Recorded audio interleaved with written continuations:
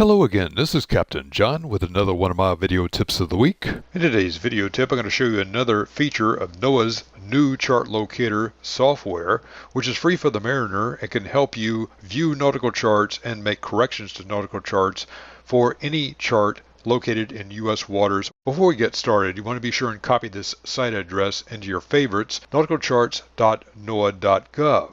When you click on that link, you'll arrive at the NOAA website, and at the top of the page you'll see this link here, Chart Locator. Click on the Chart Locator link and then Paper Charts. Let's go ahead and center our chart. Click and hold your left mouse button. You can put this in the center of your screen, and then you can use a wheel. I have a wheel on my mouse. If you don't have a wheel, you can use this zoom software here. Let's say we want to enter Miami Harbor. Remember, you click on the chart. Once you get your cursor inside, here's your chart number along with the chart scale. Here we find the chart for Miami Harbor entrance is 11468 on a scale of 1 to 12,000. That's ideal for getting into the harbor. Also, it shows great detail for channel buoys, shoals, soundings, and enter a marina with ease. Now, in the first video, we did talk about the view feature. Remember, you also have the buy feature. You have a PDF, which isn't very good resolution, but the booklet charts are excellent resolution. RNC are your raster nautical charts. Those are your electronic charts that are snapshots of the nautical chart. And today, I want to show you the last link here, which is the Notice to Mariners listings, which lists all the latest Notice to Mariners corrections for this specific chart.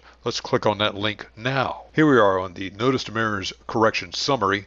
This is for chart 11468, Miami Harbor. The current edition is the 45th edition with a print date of August 2017. We have an action column which tells you what to do as far as the Notice to Mariners correction, the name of the item, the charting label that should be used, and this is in accordance with international standards from chart number 1, the latitude and longitude of the change, the published document, where it was found in the local Notice to Mariners. Remember, the local Notice to Mariners pertain to a specific Coast Guard district. In this case, we are in Florida, which is part of the 7th District. The cap column refers to those charts which have different panels or insets. If this particular chart has a panel or inset, the cap number will help guide you to that chart or inset. And the RNC panel shows you the specific display panel on a raster nautical chart, which is used on most electronic displays today. If you have an earlier edition, you can click on one of the earlier editions here in this column to get the corrections for those earlier editions. Now let's take a look at the Notice to Mariners corrections. We'll change Lummis Island turning basin light A to flashing yellow 2.5 second, standing 16 feet tall, visible for 4 nautical miles on a clear night, and the name A. We will add a submerged pipe, and you can see the abbreviation from chart number 1, SUBM pipe, and it gives the section reference from chart number 1 as F22. Add the pipe to the chart at the latitude and longitude shown on this line.